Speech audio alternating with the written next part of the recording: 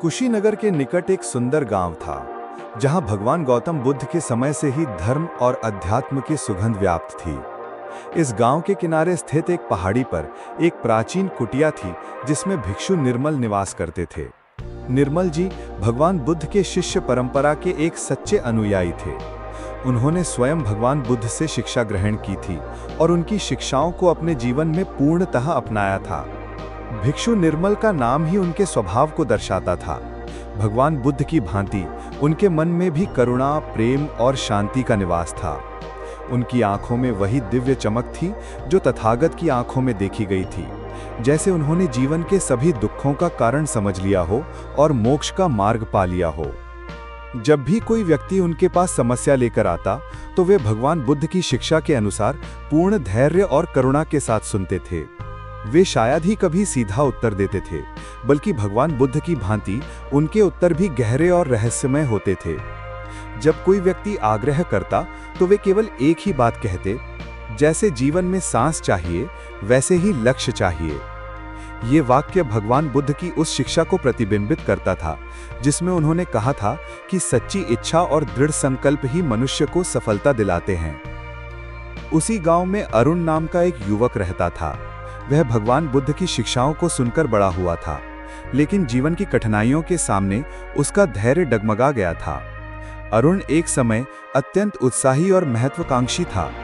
उसने अपने जीवन में बड़े लक्ष्य निर्धारित किए थे और भगवान बुद्ध की शिक्षा सम्मा कम्मंत यानी सम्यक कर्म के अनुसार कर्म करने का प्रयास किया था। प्रारंभ में उसके पास अपार उत्साह था। वो भगवान बुद्ध के अप दीपो भव, अपने दीपक स्वयं बनो के संदेश को समझकर आत्मनिर्भर बनने का प्रयास कर रहा था। उसके मित्र और परिवार भी उसकी क्षमताओं पर विश्वास करते थे। लेकिन जैसे जैसे समय बीतता गया, जीवन ने उसके सामने एक के बाद एक चुनौतियां प्रस्तुत की। पहला बड़ा आघात उसे तब लगा जब वो नौकरी की तलाश में निकला। उसने अनेक स्थानों पर अपनी योग्यता सिद्ध करने का प्रयास किया, लेकिन बार बार असफलता का सामना करना पड़ा। भगवान बुद्ध ने कहा था कि दुख का कारण तृष्णा है, लेकिन अरुण को लगने लगा कि उसकी सभी इच्छाएं धूल में मिल रही हैं। वह धीरे धीरे निराश होने लगा। जो मित्र कभी उसका साथ देते थे, वे अब उससे दूरी बनाने लगे। परिवार के सदस्य भी उसकी बार बार की असफलताओं से परेशान होने लगे। अरुण के मन में अनेक नकारात्मक विचार आने लगे। वो सोचने लगा कि शायद भगवान बुद्ध की शिक्षाएं उसके काम नहीं आ रही हैं। उसका आत्मविश्वास पूरी तरह हिल गया था। वो रोज अपने आप से पूछता था कि क्या मैं कभी सफल हो पाऊंगा? क्या मेरे जीवन में कोई उम्मीद बची है? इस प्रकार धीरे धीरे अरुण की सभी उम्मीदें धूमिल हो गईं। वो उस स्थिति में पहुंच गया जहां उसे लगने लगा कि उसका कोई भविष्य नहीं है। एक दिन जब अरुण की निराशा चरम पर पहुंच गई, तो उसने गांव के बुजुर्गों से भिक्षु निर्मल के बारे में सुना। लोग कहते थे कि भिक्षु निर्मल भगवान बुद्ध के सच्चे शिष्य हैं और उनके पास जाकर लोगों की समस्याओं का समाधान मिलता है। अरुण को अचानक याद आया कि भगवान बुद्ध ने स्वयं कहा था, अत्त ही अत्तनो नाथो, मनुष्य स्वयं अपना स्वामी है।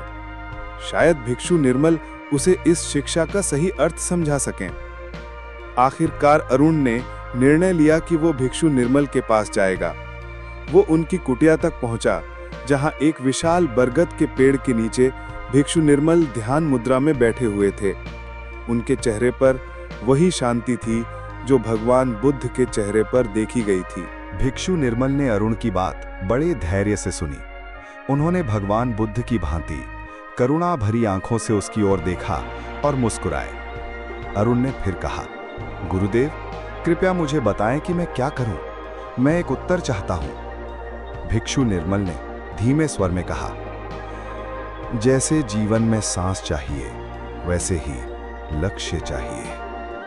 अरुण को यह उत्तर समझ में नहीं आया। उसने कहा, गुरुदेव, मुझे ये बात समझ नहीं आई। सांस और लक्ष्य में क्या संबंध है?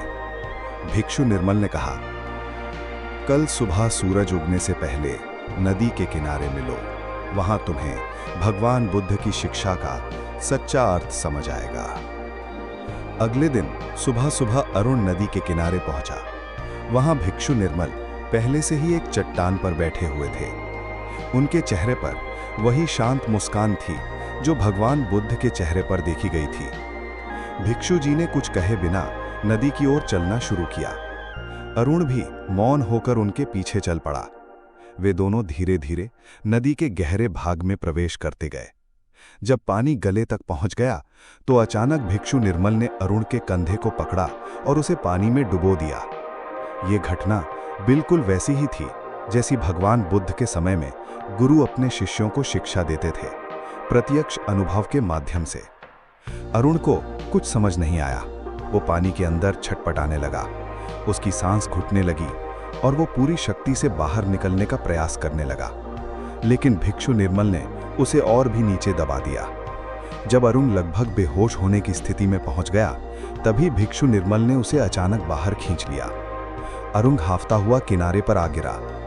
उसकी आंखों में भय और प्रश्न दोनों थे।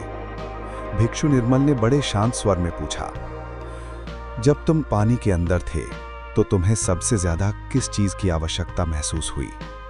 अरुण ने हांफते हुए कहा, सांस, मुझे बस सांस चाहिए थी। भिक्षु निर्मल मुस्कुराए और बोले, यही तो भगवान बुद्ध की शिक्षा का सार है, यही सफलता का रहस्य है। जब तुम्हें सांस की तरह किसी चीज की आवश्यकता होती है, तब तुम उसे पाने के लिए अपनी पूरी शक्ति लगा देते हो। लेकिन जब तक तुम्हारी इच्छाएं कमजोर होती हैं, तुम्हारा प्रयास भी कमजोर रहता है। उन्होंने आगे कहा, भगवान बुद्ध ने कहा था कि यदि तुम किसी लक्ष्य को पाना चाहते हो तो तुम्हें उसकी जरूरत उतनी ही तीव्रता से महसूस होनी चाहिए जितनी डूबते समय सांस की होती है। आधे मन से कुछ चाहने पर तुम केवल संघर्ष और असफलता पाओगे। अरुण को उस क्षण जीवन का सबसे बड़ा सत्य समझ आया।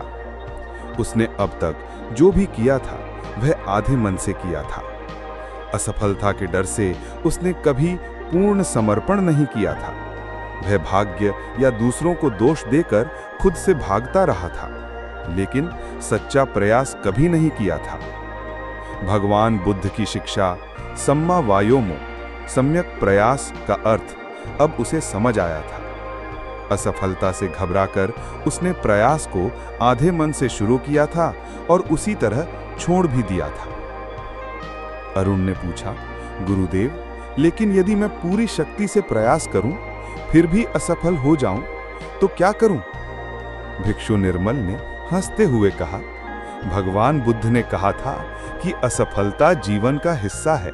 महत्वपूर्ण यह नहीं है कि तुम असफल होते हो या सफल। महत्वपूर्ण यह है कि तुम हर असफलता को एक सीख की तरह देखो। जब तुम जीवन के हर पल को पूरी जागरूकता और समर्पण से जीते हो, तब असफलता भी तुम्हारे लिए एक शिक्षा बन जाती है। उन्होंने आगे कहा, भगवान बुद्ध ने स्वयं कहा था कि न ही वेरे वेराणी सम्मन्तिध कुदाचनम, बुराई से बुराई कभी नहीं मिटती। इसी तरह निराशा से निराशा कभी नहीं मिटती। केवल सकारात्मक प्रयास से ही सफलता मिलती है। भिक्षु निर्मल के उपदेश ने अरुण के मन में एक नई ऊर्जा का संचार किया। उसने मन में दृढ़ संकल्प लिया कि वह अब अपने लक्ष्य के लिए उसी समर्पण के साथ प्रयास करेगा जैसे वह पानी से निकलने के लिए कर रहा था। अरुण ने अपनी सफलता का श्रेय पूरी तरह भगवान बुद्ध की शिक्षाओं को दिया। उसने न केवल अपने जीवन को बदला, बल्कि अपने गांव और आसपास के क्षेत्रों के लोगों के लिए भी प्रेरणा का स्रोत बन गया।